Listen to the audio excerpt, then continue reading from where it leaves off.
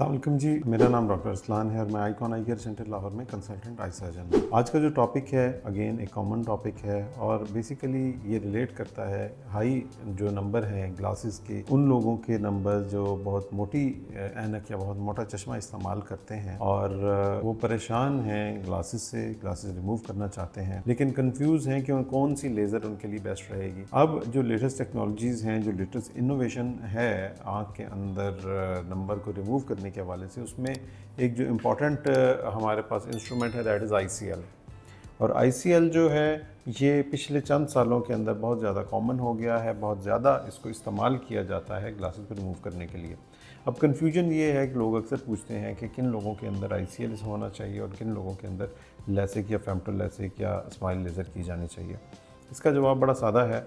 वो लोग जिनके अंदर नंबर जो है वो 10 से ज़्यादा है उनके अंदर ICL ज़्यादा बेहतर ऑप्शन है और जिनमें 10 से कम है उनमें फेमटो लैसिक या लेज़र ज़्यादा बेहतर ऑप्शन है। लेकिन इस कंडीशन के साथ कि कॉर्निया या आँख की पुतली या आँख का वो हिस्सा जिस पर हम लेज़र लगाते हैं वो स्टेबल हो।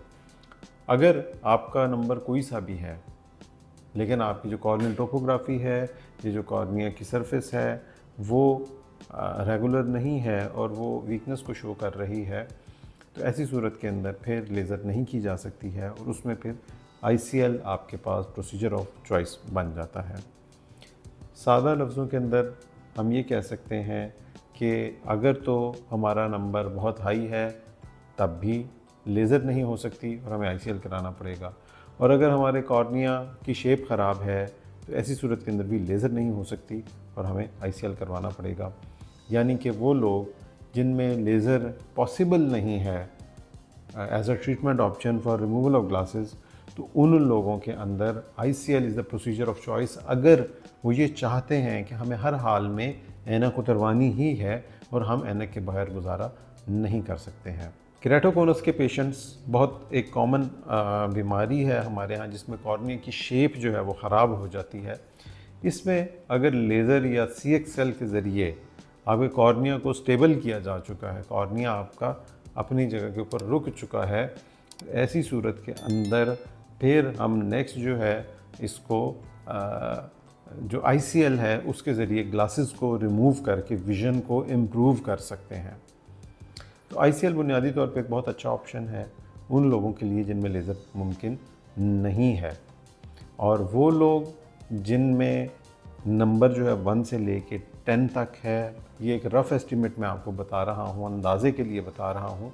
अगर इस रेंज के अंदर आपका नंबर है और आपका आँख का मुआयना नॉर्मल है, कॉर्नियल टोपोग्राफी स्कैन्स जो है वो नॉर्मल हैं, तो ऐसी सूरत के अंदर आप लेज़र जो है उसको टॉप प्रायोरिटी पे रखें, क्योंकि बेसिकली एक नॉन सर्जिकल प्रोसीजर बग़ैर सर्जरी के आपके ऐनक को रिमूव करता है। इसी तरीके से अगर हम ICL की बात करें तो अगरचे ICL भी बहुत सेफ़ प्रोसीजर है लेकिन ये सर्जरी के ज़रिए परफॉर्म किया जाता है।